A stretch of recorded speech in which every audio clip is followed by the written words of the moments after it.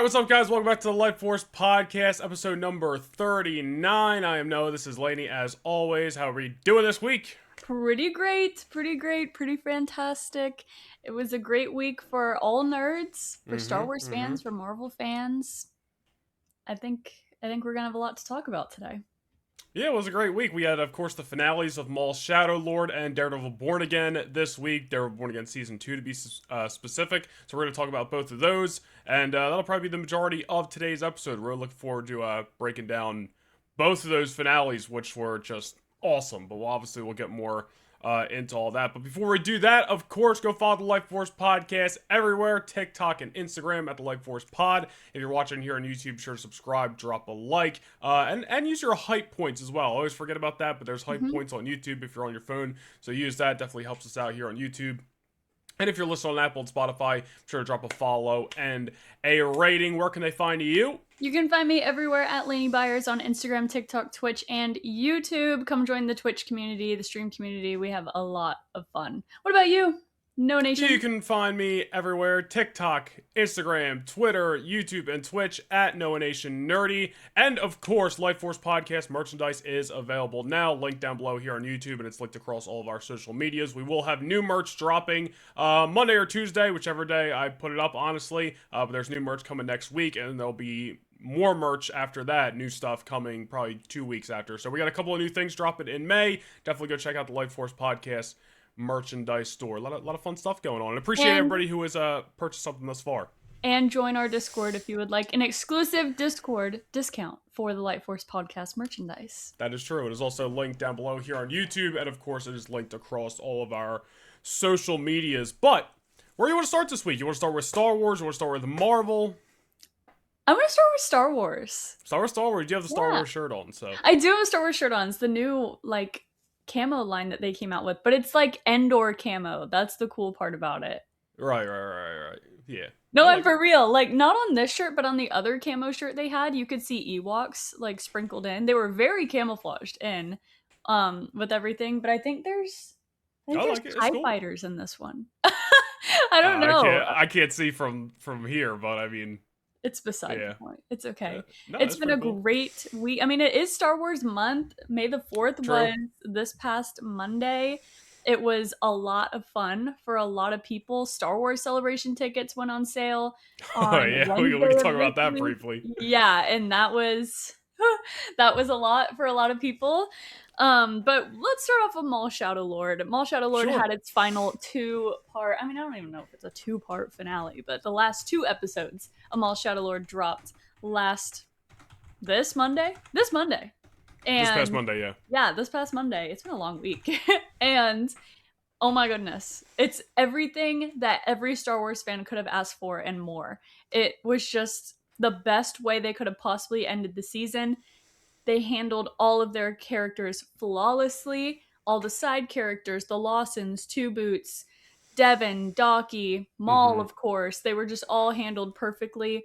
And you can see a really good and clear direction of where the show will go moving forward, because we know that season 2 is happening and probably a season 3 will happen because of how successful this show is. It is the highest rated Star Wars show ever. So, so and that's a big deal. That's a really big deal when you're up against things like The Mandalorian and Andor, which are very highly regarded by Star Wars fans. But needless to say, I thought it was amazing. Yeah. I'm trying not to get into spoilers, but I feel like by the time this episode comes out, we'll be able to talk about spoilers. So for the beginning of this, we'll just go spoiler free. Yeah, we can go spoiler free. We'll let you know when we're going to start talking spoilers, but a lot of things that we predicted to happen did happen, and it was really cool. It's so hard to not talk spoilers. Yeah. Well, I'll just get my non-spoiler thoughts out as well. Yeah, coming into Maul Shadow Lord, I was extremely excited. Maul's probably a top 5 or 6 character for me. I'm a prequels kid, I'm a Clone Wars guy, so getting more Maul was definitely just something I was super looking forward to. Sam Witwer is obviously incredible, and something that was very obvious from the first few episodes of this show was that the team that worked on it put so much care and effort, literally from the animation to the sound effects to the story to the characters. This show, and I said it in my reaction to the finale, over on my YouTube channel this past week. But this show literally featured everything that I love about Star Wars. Like, it hit everything on all cylinders. And I remember we talked about this, like, you always get in shows like maybe the season starts hot, but maybe the middle's kind of a lull, or maybe it starts slow, but the middle's, where it starts to peak, and then maybe it dies down a little bit. Literally every week, it just felt like this show continued to get better. It started hot, then like episode 5 and 6 where you'd expect, all right, maybe it's gonna be a lull period. No, they're still cooking on all cylinders. And then we get to the finale this week, and it's literally, I mean, the show overall, but these 2 episodes really put it over the line for me. Like, Maul Shadow Lord is probably my favorite Star Wars project that is released since The Mandalorian Season 2. Like, it was just that good. I absolutely am in love with this show. I'm literally looking forward to watching it back soon, and I'm glad that they're working on Season 2 right now, because I'm hoping that comes out next year. Maybe we'll get a trailer at Star Wars Celebration next year, and then it'll be soon after, but I cannot wait for Season 2. Season 1 was absolutely phenomenal. I can't praise this show enough. Yeah, I like that take. I like that take. It's your favorite since Mando season 2. I actually don't agree. Not yet, at least, because you guys know that I hold Bad Batch to the highest regard, even though that may be controversial a bunch amongst other Star Wars fans, because people say it has too many filler episodes. I think that the filler episodes add to the dynamic of the Bad Batch, but I digress. I love Bad Batch. I think by the time Maul Shadow Lord has its full seasons and it wraps as a series, it will probably be better than Bad Batch. I have no doubt. But it's peak Star Wars. It really, really is peak Star Wars. And it's a testament to what I've been saying forever now. Star Wars animation is where it's at. Star Wars is at its best when it's animated. I'm not saying that Star Wars live action isn't peak as well, but I'm saying the ceiling, that there is no ceiling for Star Wars animation. There's no limit to what they can do. There's no limit to what characters they can use and what stories they can tell, what lightsaber scenes they want to do, what like scenes period that they want to do. The freaking high-speed train fight scene in episode 7 or whatever that was, that doesn't happen in live action. It doesn't look as good in live action. You know what I mean? So yeah, I think it was unbelievable. I love Star Wars animation. It was beautifully done. It was like kind of a different animated art style, still in the Clone Wars style, but it had a more of like an artistic style to it, if you know what I mean.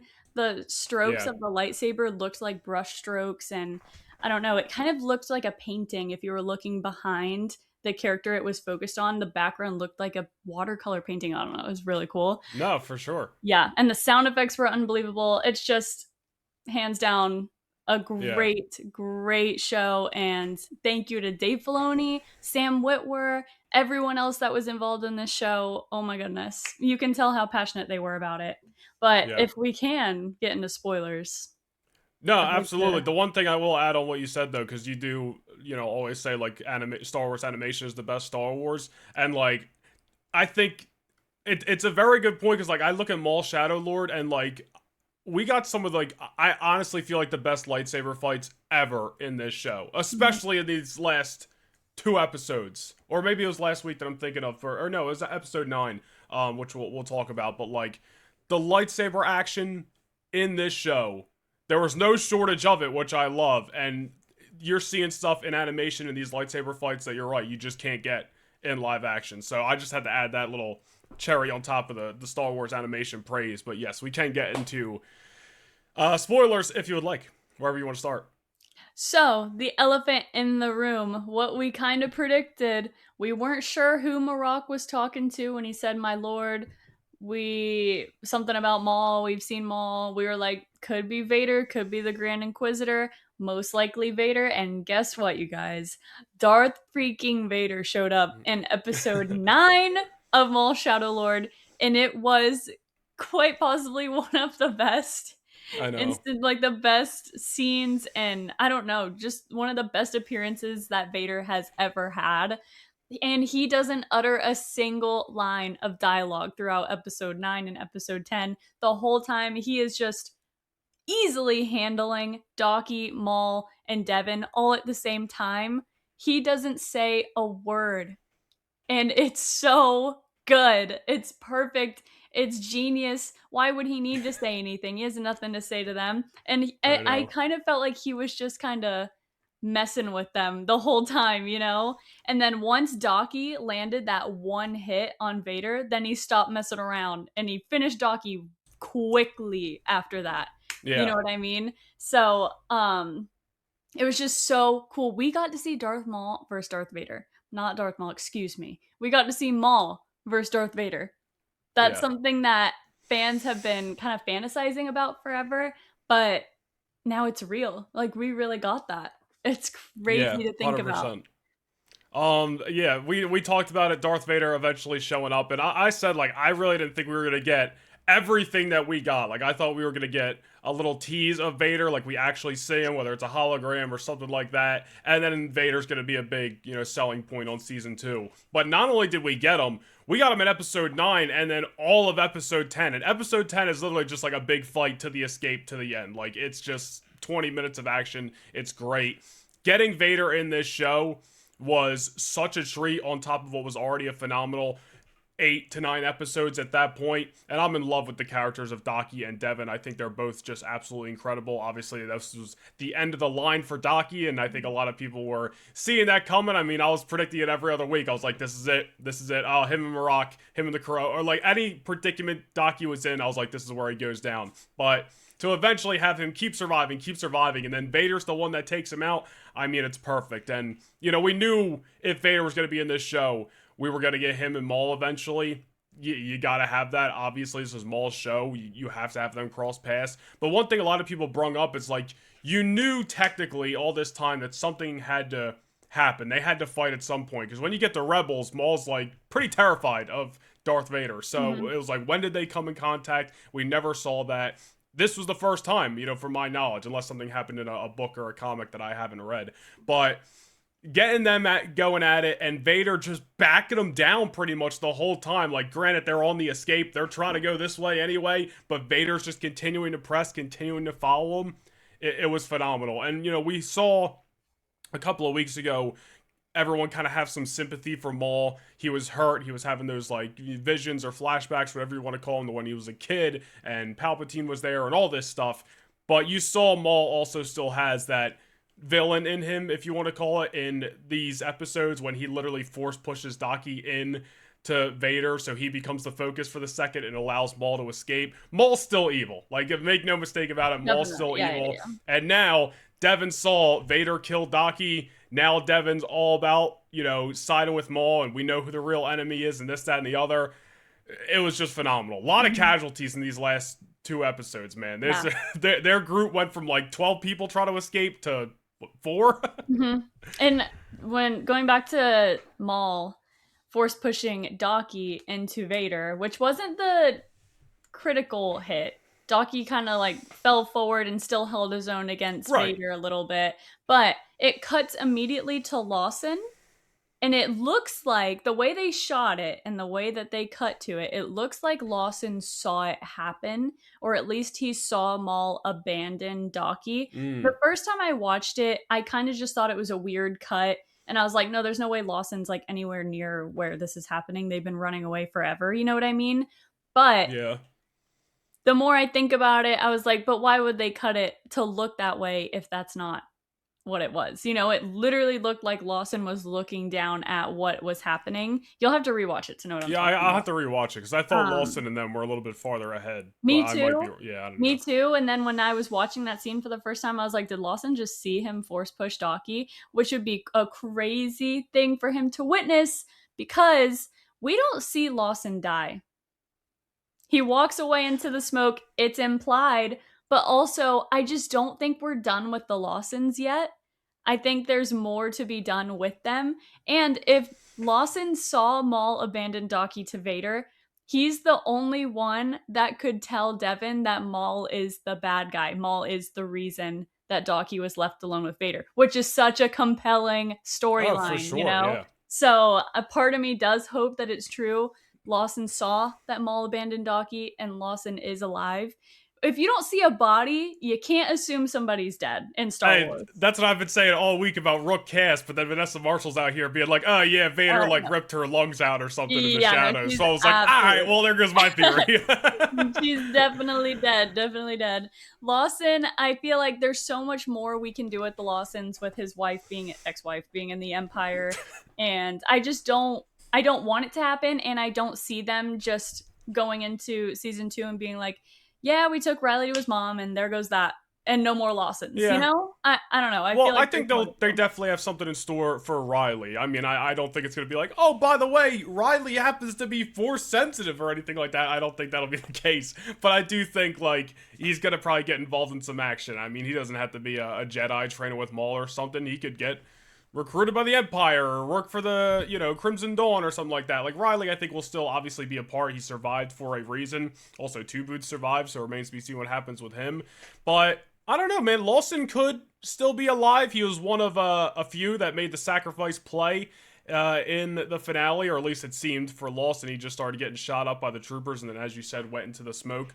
Who died first? I always get Scorn and Icarus mixed up. I believe Icarus was the one this week that made the sacrifice play and took out like 3 troopers into the acid, which was crazy, dude. Crazy. He went down. Like, oh my gosh, that's brutal. I know. So if Lawson, asterisk with Lawson, but Lawson out of the picture, Icarus out of the picture this week, Rookcast out of the picture this week, Spybot got cut off this week. I was like, no, even Spybot's going down. Tragic. Yeah, that was tragic. Obviously, the Mandalorians, they kind of ditched them all a couple weeks ago, and they all went down anyway. But casualty after casualty after casualty, and then you end with Master Daki. And yeah, man, I mean, I'm really looking forward to seeing what happens with season 2. Obviously, we're leading towards more Crimson Dawn stuff. We saw Dryden Voss in the last few episodes. And it wasn't Paul Bettany's voice. Yeah, you know what? I forgot about that. I honestly forgot that he even played Dryden Voss in Solo, like, until people brought it up this week, because I just haven't watched Solo in a while. I honestly, this made me want to go back and rewatch it, to be perfectly honest. But I'm hoping we get some Kira maybe in season 2. I think that would be super interesting.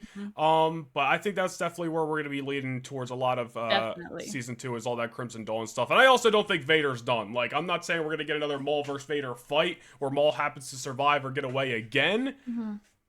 But I don't think that's the last we saw of Darth Vader. I don't think he's just going to give up. Like, just because they got away. Like, Vader has seen Maul, he's seen Devin, he knows there's Jedi or just other Force-wielding, people out there. Vader's not going to stop. So, like, we have already a couple of things established and set up for Season 2. Oh, my goodness. That first trailer is going to hit like crack. It is. It is. Yeah, I definitely don't think we're done with Vader in this show either. Especially because of how terrified Maul is of Vader when we get to him in Rebels. So I think that there has to be some kind of interaction that happens. I guess they have to fight again, right? Maybe Vader takes out Devin. I don't know. I think there's several routes they could go with Devin. Either she realizes the truth about Maul and leaves him behind. Maul could kill her. Vader could kill her. I kind of hope she just leaves on her own. Not to say any of that has to happen in season 2, guys, but it could, who knows how many seasons of Maul Shadow Lord we're going to have, so this is just, like, in general with Devin, I guess you could say. Yeah. But speculation, but 10 out of 10 for Maul Shadow 10 out of 10. Lord. 10 out of 10, absolutely. Maul Shadow Lord was freaking phenomenal. And like we said before, as we were starting to talk about Maul Shadow Lord, I really hope the time we get to Star Wars Celebration next year, just as they did last year in Japan, they drop the inaugural trailer, or at least show the inaugural trailer, or whether they drop it online or not, for Maul Shadow Lord Season 2, because, bro, I need this season as soon as possible. But can we talk about Star Wars Celebration real quick, because what a freaking anxiety-filled Wednesday we both had, that a lot of people had. The Star Wars Celebration ticketing situation was not fun, to say the very least. Yeah, it wasn't fun for a lot of people. A lot of people, like myself, just happened to get very lucky. If you guys don't know, Star Wars Celebration, the way that you have to get tickets is if you sign up for the newsletter, they send you a link to the waiting room for Celebration tickets. So the waiting room had a countdown to 3 p.m. Eastern Time, 12 p.m. Pacific, and that was when tickets go on sale. When the countdown finishes, the page refreshes and puts you in a queue. It doesn't give you a timer. It's just a little man walking across the screen, or not Torture. walking for many people, not even moving at all. I had 6 browsers open, 2 on my laptop, 1 on my iPad, and 2 on my phone. I had them all sitting here in front of me, and I was just waiting for one of them to start moving. And luckily, my laptop browser was scooting. He was scooting. I was done buying my ticket after 45 minutes. And yeah, and that's crazy. I got so lucky. I got a 4-day ticket. I don't know how it's even A possible. 4-day or the individuals? No, a 4-day. Oh, okay, Yeah, I was able to snag the last, I'm guessing, of the 4-day tickets. Because there were so many scalpers, resellers that were able to buy 20 tickets at a time. Which is an insane limit, bro. Thank you for that. Like, whoever put that together. I think they're called Reed Pop or whatever. I don't even know who puts the convention together. Stupid. Why would you do that? Why? I don't know why you would do that. I could see 10. A limit of 10. Maybe you got a big friend group. 10 is admittedly pushing it, but if you gotta cap it at some point, I could feel a little bit better if it was like limited 10, but 20 is insane. Whoever made that decision, bro. Insane. Crazy. So yeah, so a lot of people are very upset that they weren't able to get tickets because resellers were able to get to them first. What the craziest thing to me is that the resellers even got in before. You know what I mean? Like, they all actually got in. You can go get your VIPs for like $9,000 right now on Aftermarket. Yep. Even the 4-day tickets are selling for $1,000, and I paid $260. Yeah. So somehow Noah Nation and I got lucky enough, and we will be at Star Wars Celebration 2027 in Los Angeles. Honestly, and I have to, we got lucky. I feel like all of our friends got lucky. So, and to anybody out there who missed out, I'm so sorry, dude, because, I legitimately saw a lot of people upset online that they were like, dude, this situation sucks, and there's multiple reasons why the tickets were... The whole situation was probably as congested and messy as it was. Celebration hasn't been in the States since 2022. It's the 50th anniversary of Star Wars. Everyone's hype about Maul Shadow Lord, so everybody's real positive about Star Wars right now. And then on top of that, there's the 20 ticket thing. So there's just one thing after another. But yeah, you got in at 45 minutes and said you got your ticket, and I was stressing, dude. I had 4 browsers up, 3 on my computer, on different things like Chrome, Safari, and Firefox. And then I had 1 on my phone. Nothing was moving. And an hour went by, and one of my little green guys was barely halfway. And the only reason... I legitimately think I would have been one of those people who didn't get in for 3 hours, and then when I got on there would have been nothing but, Sunday tickets left, and I would have been like, well, fuck, I'm not even gonna buy it. The only reason, guys, I am attending Star Wars Celebration is because of our good friend Tony, aka Star Wars Sith. Tony came in the clutch. I have known this guy since 2022, never met him in person, but he did not hesitate to give me the assist yesterday. He's so awesome. He is the celebration guy on YouTube. He's been to every celebration for the last 10 years. Go follow him, go subscribe. If you need celebration info, he's the guy. I've been watching a ton of his stuff. But he had almost 1,000 people in his live stream at one point. Literally almost 1,000 people, hit 30K last night. Absolutely crushing it. But he was live streaming yesterday as the celebration tickets were going on sale. I watched him get in, and obviously he took it off screen at some point, but I watched him get in at 55 minutes, I think he said. Even his things weren't moving. And he even, who has been to Celebration multiple times, was like, I've never had an experience like this. This is crazy. Wow. But he kept another browser up that was getting close. And I was like, all right, he's already got his tickets. I'm getting desperate here. And I hate inconveniencing people, asking people for stuff. I legitimately feel bad. Shout out to our friend Tanner. His parents were going to give me a ride back to my hotel from Disney Springs when I was down there for MegaCon. And I was like, no, I can't. I feel bad. I hate inconveniencing people. But I was desperate in this moment. So I asked Tony, I was like, listen, you're about to get in.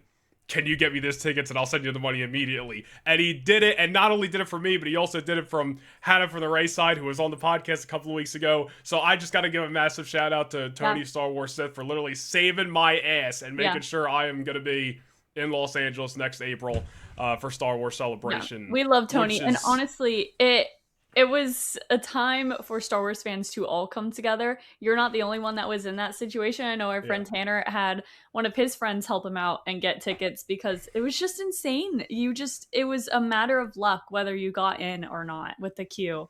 So I don't know how I got that lucky, but I'm really, really grateful. We are going to have so many of our friends there. So many. Yeah. And if you didn't get Star Wars Celebration tickets, don't lose hope. From what I have heard, usually Star Wars Celebration will sell a select amount more tickets before Celebration actually happens. It's a year from now. Not everyone's going to be able to go. People will resell their tickets at a reasonable price. Regular people will resell their tickets at a reasonable price. So don't lose hope. You guys got can a lot do of it. time. There's a lot of time. There's a lot of ways to get there. Like, so, even if I didn't have tickets, I would probably still be loosely planning my trip, booking a hotel or something that I didn't have to pay for till I get there, and just staying ready if I was in that situation. But I've never been, neither of us have ever been to a celebration. I'm going to meet so many people that I've never met before, like friends that I've known online for years. I literally cannot wait for next April. We're going to have a ton of fun. And yesterday was just so much anxiety. Literally, I felt like I needed a smoke and a beer afterwards, and I don't drink or smoke, bro. Like, maybe both a couple times. But I felt like we had to talk about it, and yeah. So you guys will be seeing the Lightforce podcast at Star Wars Celebration 2027 in Los Angeles. So and we'll be coming prepared, dude. I'm getting everything. We're gonna be making tons of content there. I'm gonna put a shirt on Laney that says, you know, go give your Star Wars hot take or something, and then we're gonna make content. No. How about I wish please don't talk to me. But kidding, guys. Yeah, anyway. If you guys are going to Star Wars Celebration, if you're one of those people, please let us know in the comments or join our Discord and let us know, because we would love to do like a meetup. That's something that I've always wanted to do with you guys, not just for Lightforce podcast, but with my stream community as well. And I'm sure meetup at like a coffee shop, bro. Oh my god, dude. At Celebration. Not at a We're getting coffees, dude. There's gonna be coffee at Celebration, I'm sure. But let us know if you're going to Celebration. We're very, very excited. It's gonna be a great time. If we're still friends at that point. Yeah, I'm surprised we made it this far. Let's talk about Daredevil Born Again Season 2 finale, shall we? Okay, yeah. Okay, now I'm ready. Okay, now I'm ready. Same thing. Let's go non-spoiler thoughts first, and then we can get into the finale and kind of our overall thoughts on the season and where we see Season 3 going. Feel free to take the floor if you would like. Ladies first. The finale was peak. It was 100% better than the previous 2 episodes, I want to say. Maybe just the previous 1 episode. I think it was only 1 episode. 6 and 7, I don't think either of us were big fans of. Yeah, like they were good, but I was kind of like, we're meandering around a little bit. You know what I mean? But I did really like 7's courtroom stuff. We both really liked that. So, I don't know. There's, even with the episodes that weren't my favorite, there was still something I really liked about them. So, but the finale, oh my goodness, was so good. So good. I cannot say enough about just Daredevil and Kingpin's dynamic, you know? It's just, it keeps getting better and better. Some people have Kingpin fatigue. I'm definitely not one of those people. I don't know. Like, I don't know what to say without spoiling anything. I know. All right, I'll just give my quick non-spoiler thoughts. Listen, same thing. Overall, Daredevil. I'll save overall thoughts. Well, fuck it. I'll just throw them in because they're still non-spoiler. Overall, Daredevil Born Again Season 2, I think definitely beats out Season 1. Season 1 had some great moments, but there was also some moments I really didn't like. I was not a fan of that episode last season where Matt was just in the bank the whole time. I was like, what the hell are we doing? We did not have any of that. So, like, MCU, the TV bad show. Phase of MCU. You know what I mean? I couldn't stand that episode.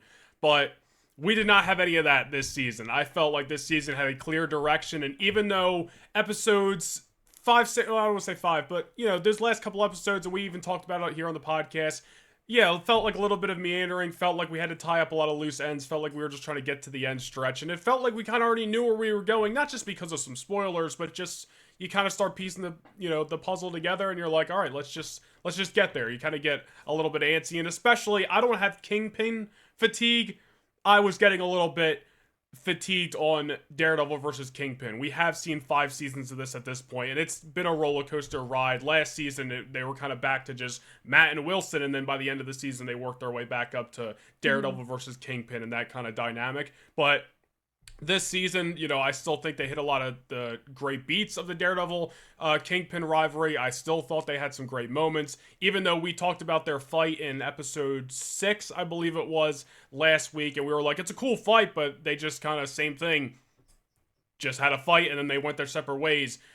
I was kind of just ready to get to the end, but they ended it in such a great way. The finale was phenomenal, and now I'm looking forward to, because Kingpin's going to be in season 3. Wilson Fisk is going to be in season 3. But I think at this point we know it's not going to be, hey, Kingpin just somehow makes his way back to New York and he's in charge again. We know that dynamic's done. So I'm looking forward to something new in Born Again season 3. And I don't think they could have wrapped up season 2 and the overall Daredevil versus Kingpin storyline any better. Yeah, I agree. I think that the way that they handled Kingpin's ending helped with the Kingpin fatigue that some people may have, because it wasn't like they literally said in the episode, this is gonna be spoilers, I guess.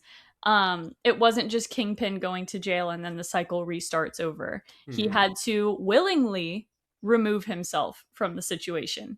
So now, like you said, we're gonna get a whole new kind of storyline for Kingpin that we probably haven't gotten before, because this is not going to be the same cycle again. He chose to leave New York. It was his choice. He took the deal. Yes. So I'm excited to see what they do with that because of leaks. Thank you, Mike Coulter. I did know, a lot of us did know, this is spoilers from now on. Right. That Matt was going to end up in jail at the end of this episode. So I think that it really, really, really sets up Spider-Man Brand New Day to have a Daredevil. Yeah. Yeah. The question is, and we can kind of dance back. Before we get into Brand New Day, I just want to focus on the episode real quick. Just like the final moments. A couple things I wanted to say. Well, because the Brand New Day is a whole separate conversation. Oh, I thought it would be short. Okay. No, well, I don't know. But just to focus on the finale real quick, like, the courtroom stuff was, like, probably my favorite courtroom stuff since Daredevil Season 2 with Frank. Yeah. Absolutely phenomenal. The I am Daredevil moment, and then the one guy not believing him and him deciding to show off in that moment, I thought was great. The fight at the end of this thing was insane. Not only did you get Daredevil and Jessica Jones, and then eventually White Tiger, Angela coming in and kicking some ass, Kingpin... Literally, we're talking about all this stuff about vigilantes and what's their true mask and this, that, and the other throughout this episode. Kingpin just let loose and truly became Kingpin, not only to the people that know him, but to the citizens of New York in this moment. Literally said open the doors and started fighting the citizens of New York. Yeah. My jaw literally dropped. My reactions on my social media, you can go check it out. I was like, I can't believe what I'm watching right now. Yeah. Kick their ass. Killed people. Killing them, yeah. Literally did like the Bullseye season 3 to the one guy on the corner of the wall. I was like, this is nuts right now. I couldn't believe it. And then you get to the last moments where Daredevil and Jessica Jones and Karen and the couple other, the good police officers, and then all these citizens that are rallying around Daredevil have made their way into the court, and they're standing off with Kingpin as he's still throwing bodies over the ledge. And then they rush him to start beating him up, which Daredevil doesn't want because he still wants to do things by the law. That's not Daredevil's way, so he eventually gets everybody off of him. But even in that moment, Kingpin's going down swinging, and I couldn't help but, like, kind of chuckle a little bit and just geek out at this moment because it was so good, but I still couldn't believe that Kingpin went from I fight for the people of New York to literally fighting the people of New York. Yeah. It was just so well written and so cinematic. and the parallel, the jumping between Jessica Jones and Daredevil and Angela fighting the ABTF to save people, and then Kingpin fighting the people to kill them. I couldn't believe it. Yeah, I literally was geeking out and laughing. in Like, his white suit while all the people were dressed up like Daredevil in their red. It was just he said something good. while he was like standing on the balcony by the stairs, like I fight for you or whatever it is, and it's like you can't say that when you're covered in blood. What are you doing? Yeah, Like, like, I was like, this you're is great killing right now. them. Crazy. But then, Yeah. the Daredevil tames the situation and they have that one last moment where they're not fighting, they're just like face to face on their knees at the top of the stairs. And I was like, wow, this is cinematic. This is incredible writing. They both crushed it. And again, I said it before, we were doing our non spoiler thoughts, but like they absolutely put a nice bow on a rivalry that I agree was getting a little. I don't want to say it was getting stale because the story was still great, but I was getting fatigued of it. I said it before in this podcast, but it was oddly enough they had started mentioning throughout this season, like, man, how long are these guys going to keep going at it before something ends? As they were talking about that, I was like, yeah, I kind of feel the same way. Like, how long are they going to keep going at it? We've been Yeah. at this for 5 seasons now, but yeah, I mean, I just wanted to add that little bit of context on the finale because there was so much great stuff here, and there's even some stuff we can still talk about. But yes, Yeah. Matt is in jail now. Spider-Man Brand New Day. Take it away. What are your thoughts? Well, I mean, in the freaking Spider-Man Brand New Day trailer, we see Spider-Man fighting the Hand in a prison. Hello? Like, the Hand possibly going after Daredevil, and Spider-Man goes in there to save him / free him. Mm-hmm. I don't know. That's kind of what it looks like. And like, why else would Spider-Man be fighting the Hand in a prison when Matt Murdock is in prison? Yeah, it's just it's kind right of one of those there. things it's right there. It's like too close to not be true. Like, why would the Hand be in the prison? Well, they just found out who Daredevil is, who has been a rival of them Yep. for going back to season 2 Mhm. of the Daredevil show. So now that they know where he is and they know who he is, well, they might be going to kill him. They might be going to get him. There's all these rumors that Elektra might be back next season and she might have some tie in there. Can't die. But overall, yeah, I feel like why is Spider-Man in the prison? Obviously, that still might have to do with the Jean Grey or Scorpion stuff. Like, there's other reasons that he could be at a prison, but why is the Hand there? Like, it's just right there. Like, I feel like even if Matt isn't a massive part of this movie, like, what? Did you say massive? Oh, that If you is guys don't we haven't know, said that in like- a hot minute, bro. I'm keeping it alive. If you guys don't know, like, it's not anything inappropriate. I promise. It's a meme. And if you don't know the meme, you should. Yeah. All right, keep going. Even if Matt's not a huge part of this movie, like, there might be kind of a couple of stories going on where the Hand's going after Matt and Spider-Man's trying to make the save, because not for nothing, but Peter Parker just found out that the guy who caught that brick, that lawyer that caught that brick, is Daredevil. Yeah. Which, I guess why Spider-Man was sitting on his couch not helping with anything. At least he got some new information from that Daredevil reveal. So, I don't know. Maybe he's going to return the favor, help this guy out. Maybe he already has an encounter with the Hand earlier in the movie that we don't see. But then there's also the Hulk stuff. And where's the Punisher tie-in? Maybe the Punisher is just getting looped into this whole Hand, Daredevil stuff, because maybe... I don't know. There's a lot of moving parts in Brand New Day We'll that know I'm more about what Frank's up to after next week. very true. Very Mhm. true. We'll Mhm. talk about that in a second. But, you got Hulk, you got Frank, you got Jean, you got Scorpion, you got probably Tombstone and all these other villains that are probably just going to be in like an early montage. And then obviously the Hand, and then there's the Matt thing. There's going to be a lot going on in Brand New Day. It's going to be jam-packed. I am fully ready for that movie to become a top 10 MCU movie for me. I really hope it does. But like out of 10, like, give me where you think the chances of Matt being in Brand New Day are, because right now 9. I'll give it a 9. Like 9, it's yeah. just right there. And here's the thing: I'm not gonna be like disappointed if he's not, because I'm not necessarily like, oh, he's got to be in there. Mm-mm. But I'm kind of expecting it at the same time, if Yeah. that makes sense. Yeah.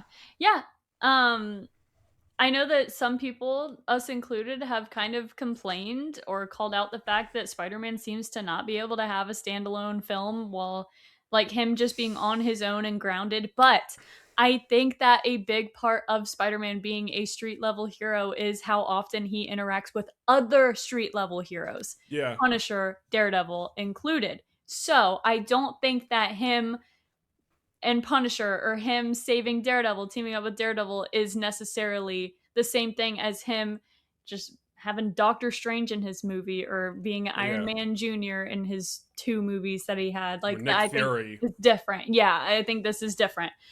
It makes sense for Spider-Man to interact with other street level heroes that are based in New York. Okay? Yeah, and So, listen, contractually, obviously, they have to have some other MCU Marvel hero in there from Sony. I understand that. But at the same time, like, crossovers, team-ups, like, that's comic books to me, man. yeah. You're all in New York, you're gonna cross over eventually. We're all Mhm. sitting here like, man, what's Spider-Man doing while Yeah. all this Daredevil stuff's going on? Yeah. So now we're gonna get all that, hopefully, in Mhm. Spider-Man Brand New Day with all these crossovers, like, I don't care. Spider-Man's still the main guy. He's still the main Yeah. character. We've heard rumors that Frank might not have as much screen time as some other characters in this movie. He might be a big part, but he might Which only makes me technically have upset. like 10, 15 minutes. That's just a rumor of Yeah. screen time. Like, I'm all for having all the toys in the sandbox and doing crossovers and team ups. Like I just said, like that's comic books to me. So I'm all True. about it True. So for Brand New obviously Day. we're excited for Spider-Man Brand New Day, but I think we're going to know a lot more about Spider-Man Brand New Day after next week. Not like a lot more, but at least a lot more about what Frank is doing in Brand New Day after the Punisher One Last Kill releases on May 12th. Very excited about that. What are you dropping an advertisement here? Everybody At 9 gotta p.m. on Disney remember, Plus. mark your calendars because I'm going to be talking about it a lot. So you guys got to watch it too. I can't move away from the Daredevil finale without talking about Bullseye and everything that Bullseye was able to do in the finale. He got more like another amazing fight scene where he's just taking people out left and right. And we're rooting, like full on rooting for him now, you know? In the Yeah. beginning of the season, we're like, ooh, do I really want to root for this guy? But now we're like, yeah, Bullseye's Yeah. here. And we knew that Bullseye was there to not kill Matt, you know? We knew he was there to kill Kingpin. I think that is the shot he was lining up to take. Buck ends up taking the shot for him. Because it's not, I don't think freaking Bullseye was trying got to Heather. kill Buck. Oh! Oh. But yeah, Bullseye was so good when he was like poser. And then when the guy, stupid Powell, made the call and was like, oh, when Powell made the call and was like, Murdoch's about to walk out, take the shot. And he was like, sorry, Powell, wrong Bullseye. Yeah. And I was like, you should have killed Powell. Like, I know. we don't- Powell, Heather, them Buck, bro. What are we doing? yeah, what are we doing with those two ending the season? I mean, we don't know if Buck's still alive, but we definitely know that Heather is becoming Muse. She literally puts the mask on by the end of the episode. Oh my goodness. Yeah, but the Bullseye stuff, I will say, was it last week where we were talking about the Mr. Charles thing and we were both kind of confused, like who this guy is, who he works for? Admittedly, were we just not paying enough attention? Because I did go back and watch the clip of Jessica Jones for the first time showing up in episode 6 on the rooftop, and they're talking about, like, you know, this guy called me, you know, trying to get work or he's interested in people like us. I didn't take it, but people we know did, like the offer, which obviously intended that Luke Cage, you know, was working for him, but then we see Luke Cage back with Jessica at the end of the finale, and Bullseye's on the plane with Mr. Charles. So and we don't know, this is just quick speculation, but obviously Valentina was putting together or announced, you know, Yelena and all them as the new Avengers at the end of Thunderbolts. But are they putting together that Dark Avengers team, which could possibly be the Bullseye and whoever else they add to that team, to not necessarily oppose the new Avengers, but be what, you know, maybe Valentina wanted them to be, these kind of people for hire, heroes for hire or whatever, which I'm pretty sure is a whole ass comic in itself that I've never read. But yeah, I don't know. I really don't know. I guess, yeah, by the end of it, we full circle realized that Mr. Charles is really just a government goon that is hiring out heroes to do their dirty work overseas. Yeah. I'm like, okay, that's all I needed. We're good, you know? It's just weird that he was the one. I don't know. I don't know. There's still things that I'm like, I'm sure we're going to get more answers next season, because obviously we know all the Defenders are going to be back. Karen's going to be back. We've seen those set pictures so far. But Wilson Bethel was on. Well, yeah, that's what I was about to say. Wilson Bethel. Why can't I get this out? You can do it. Wilson Bethel was on Brandon Davis's podcast like already, but I think he dropped it this week, and they were finally able to talk about some finale stuff. And Wilson Bethel was talking very loosely about season 3, so we know we're going to see Bullseye next season. So yeah, I don't know. Yay. Looking forward to it. But dude, at the end of the finale, we're kind of catching up with everybody. All right, Matt's in prison. We see Wilson on a beach somewhere. We see BB. She's now working for the newspaper with that I forget his name, but that same guy from the Daredevil Netflix show that was working with Ben Urich and all this stuff. And I'm like, wow, this is a nice bow on this season. And then it cuts to fucking Heather, and she puts the Muse mask on, and I'm like, God damn it! No! This is not what I want. I don't care, guys. You will not convince me. Just because something happens in a comic doesn't mean I have to like it. I just not a Heather guy. It has nothing to do with the actor. Beautiful woman, I'm sure she's great. But I'm talking about the character here. I don't like the character of Heather. She's annoying, and I certainly don't like the character of Muse. And now we're putting them together. Yeah. If she kills Karen next season, I'm gonna blow a gasket, bro. Yeah, I'm just throwing that out there. Everyone's freaking speculating about that. Yeah, I know. I'll be so disappointed. Yeah, me too. Can we talk about, I know we didn't have too much to talk about today, so we can slowly but surely start to wrap this up, but can we just talk about how Charlie Cox has got to be, like, one of the greatest comic book castings ever? Oh, absolutely. Like, oh my goodness. If anybody had any doubt, the finale just was, like, the reminder of how good this guy is as Matt Murdock as Daredevil. Like, I've barely read any Daredevil comics. I've literally read one in my lifetime, and it's that Marvel Premiere Collection they put out like last year. But and I'm sure you do this too. In your head, when you're reading, you think of a certain actor and you kind of like hear their voice. Like when I'm reading, like when I was reading that, like I hear Charlie Cox. You know what I mean? He solidified himself as the pinnacle of just like one of the greatest comic book castings ever. Definitely. I totally agree. We should definitely do maybe next week, like our top 10 comic book castings, you know? Well, I was actually going to ask you, we don't have to do a whole top 10, but I was going to bring up, like, what do you think are the greatest comic book castings ever? Just, like, off the top of our head, like, because I could definitely name, like, 5 right now. Yeah. You guys, you're not going to get any DC ones out of me, okay? It wouldn't be fair for us to make those assumptions. Because we've never freaking seen it. So like, what do I get? David Cornsweat Superman. Like, yeah, I love him, but that's just because I watched Superman last year, and I've never watched any other Superman movie. The size isn't big enough for him to be solidified as like the greatest Superman of all time, but I can see him getting there. RDJ is Iron Man. Chris Evans 100%. Is Captain America. I think that an argument can be made for Chris Hemsworth as Thor. I really can't see anyone else being Thor at this point. Yeah, I think that those big 3 from the MCU Infinity Saga, I think are. Yeah, I think Chris Hemsworth deserves more credit than he gets for the role of Thor. I can give you 2 right now. That one you're definitely gonna. Hang on, I'm not done. And then John Bernthal as the Punisher. Yeah. You literally cannot. There could never be another Punisher. Charlie Cox is Daredevil. I do think that, what's his name? Hang on. Willem Dafoe as Green Goblin is up there. Oh, that's another one. That's good. Yeah, I do think Vincent D'Onofrio as Kingpin is up there. Bro, you're missing a huge one. Hugh Jackman, bro, is Wolverine. He is the definitive Wolverine. I'm sorry. Like, you're right. He is absolutely one of the greatest comic book castings of all time. You're right. He's just a victim of poor writing, unfortunately. Other than in Logan. Okay? Other than Logan, sure. People hate when we don't mention Logan, but I just don't put Logan in the same category as the other X-Men movies. You want to know how good Hugh Jackman is? Go watch X-Men Apocalypse, and the 2 best scenes in that whole movie are Magneto putting the coin or whatever he did through all those guys' heads. That's First Class. No, you're right, but there's another moment. Maybe it's not a coin. He does something in Apocalypse where he takes out a bunch of dudes. It's really cool. It's in the woods. The necklace. Yeah. It's that, and then the Weapon X scene where Wolverine breaks out. Those are the 2 best scenes in the whole movie. Yeah. What are some other ones? I would say. Oh, I don't know. It's hard to pinpoint a Spider-Man because everybody's got their favorites, and like I don't like. Yeah. I don't think there's one definitive... Like, they're all great in their own ways. I don't think there's one definitive great... Like, has to be on the Mount Rushmore, per se, of comic book casting Spider-Man. Because you can make an argument for all of them, in my personal opinion. I've made a post about this before. Do you remember that? I don't... Hang on. We both post, like, 3 times a day. I forget. You keep talking. Because, like... No, well, like... You know what's funny? Like, if we're talking about Spider-Man, like, I think Tobey Maguire has my favorite live-action Spider-Man movie with Spider-Man 2, but he's my least favorite Spider-Man of the three. Like, and I think he's the worst actor of the three, which I hate coming from people's performance, but that is something that does stick out to me a lot in Tobey's Spider-Man movies.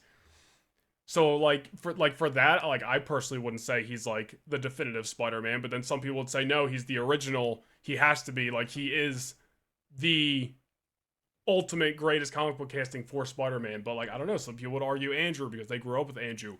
Some people would argue Tom because Tom, in my opinion, has had a lot of great work over the years, and I think he's gonna have maybe the best Spider-Man live action movie coming up in July. Like, I don't know.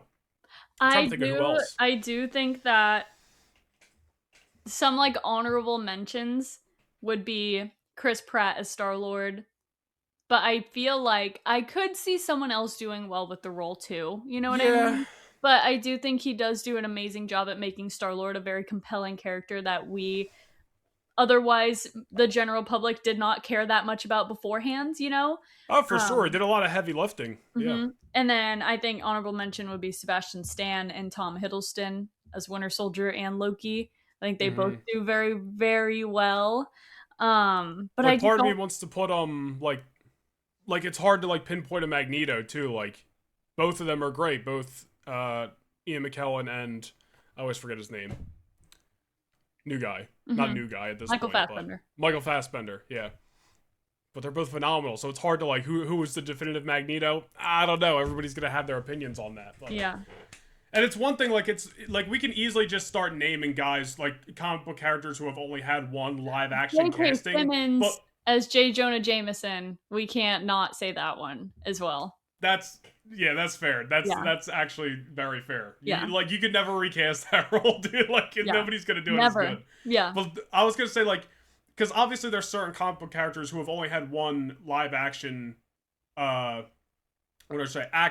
I mean, in Wolverine Origins, there's like that kid who plays Wolverine in the opening scene, but like that, nobody counts that. But like, just because a comic book character has only had one actor doesn't necessarily mean they're like the definitive, nobody could do it better. Like you just said, like, easily somebody, not easily, but somebody could probably do a great Star-Lord or something like that. So it's not just like, oh, Chris Evans has to be the definitive Captain America or Steve Rogers or whatever the hell. Like, I don't know. Like, I feel like we named some of the best ones, honestly. I think that was it. Yeah, I think that's it. Because all the other X-Men are either crappy or I'm not, like, no disrespect, like, and James Marsden, looking forward to it, and looking forward to him being in Doomsday, but like, there's a very good chance whoever plays Cyclops next is just, because of writing, is gonna just end up being like that guy. I do think James Marsden could have been one of the greatest comic book castings. Yeah. To no fault of his own. Dude. Yeah. Oh, man. Do you have a game? Is that what we were going to do? Do you have a game? I actually do have a quick one that we could probably burn through in these last couple minutes. Okay, let's do it. All right. It's very quick. It's the one I sent you last night, actually. Okay. So, real quick, to wrap up this episode, because we both got some stuff going on today, so we're going to move on after this. But to wrap up this episode, we're going to do a quick who wins in a fight. Obviously, it's meant to kind of just go somewhat fast. You can give some quick explanation, but, however you're feeling. So, okay. You ready? Mm-hmm. All right. Who wins in a fight? Daredevil or Han Solo? Daredevil. Daredevil or Hawkeye? Daredevil. Daredevil or Jubilee? Daredevil. Daredevil or John Walker? Daredevil. Daredevil or Cad Bane? Daredevil. Daredevil or Princess Leia? Daredevil. Daredevil or Nightcrawler? Nightcrawler. Gets a little tricky when you start thinking about the X-Men. Yeah. Nightcrawler or the Punisher? Oh God. I'm gonna say Nightcrawler again. Okay. Nightcrawler or the Black Widow? Nightcrawler. Nightcrawler or Poe Dameron? Nightcrawler. Nightcrawler or Toad? Nightcrawler. Nightcrawler versus Sam Wilson, Captain America. Nightcrawler. Nightcrawler versus Din Djarin. I think Din could put up a fight, but I'm still gonna go Nightcrawler. Nightcrawler versus Banshee. Nightcrawler. Nightcrawler or Mystique?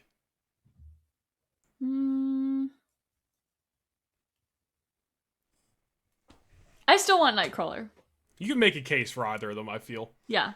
Nightcrawler or Yelena? Nightcrawler. Nightcrawler or Boba Fett? Nightcrawler. Nightcrawler or Jango Fett? Nightcrawler. And last one, Nightcrawler versus Spider-Man. Oh god. Honestly, I think the spider senses would help him know where the attacks are coming from. I think so too. I think about that Mysterio scene at the end of Far From Home. Right. He sensed that, and I feel like he can do something similar with Nightcrawler. Mm-hmm. So I think I would go Spider-Man. All right, Spider-Man wins. Spider-Man wins. I like that. It's a real fun. End. It's a real fun, quick game, but I like it. I tried to pick non-Force users for Star Wars and non-Omega level mutants, so everyone like felt like they were somewhat on an even playing field. But yeah, so fun little episode today, guys. Maul Shadow Lord this week was phenomenal. Daredevil Born Again finale was phenomenal. We're looking forward to the next seasons of both of those shows. Star Wars Celebration tickets are booked, so we will see you guys in Los Angeles next April. Mm-hmm. And let us know down below, what do you guys, any games, anything you guys want to hear us talk about here on the podcast, debates you want to hear us have, let us know. To briefly, and I already talked to Laney about this, but I don't want to just be like a news podcast. I want to have fun on here. I want to get into random debates, random conversations. I loved last week when we just started talking about X-Men and Avengers and the Batman prep time stuff. I love that stuff. So anything like that you guys want to hear us talk about, let me know down below in the comments here on YouTube. But, we also have a suggestions tab in Discord. So again, you should definitely join our Discord channel. You can shoot us all kinds of suggestions and questions that you'd like us to answer. We have a weekly questions tab too. So definitely join the Discord if you haven't already. So I think that's where we'll do it this week for episode 39 of Lightforce Podcast. Where can they find you? You can find me everywhere at Laney Byers on Instagram, TikTok, Twitch, and YouTube. You can find me everywhere: Instagram, TikTok, Twitter, YouTube, and Twitch at Noah Nation Nerdy. Lightforce Podcast on TikTok and Instagram. If you're watching here on YouTube, be sure to like, hype, and subscribe. If you're listening on Apple and Spotify, be sure to drop a follow and a rating. Again, go check out the Lightforce Podcast Discord. Be sure to join that. And of course, Lightforce Podcast merchandise store is up to the public now. Thank you to everybody who has bought merch thus far. We have new merch dropping next week and 2 weeks after that. That is also linked here on YouTube and across our social medias. But I think that's all we got for this week.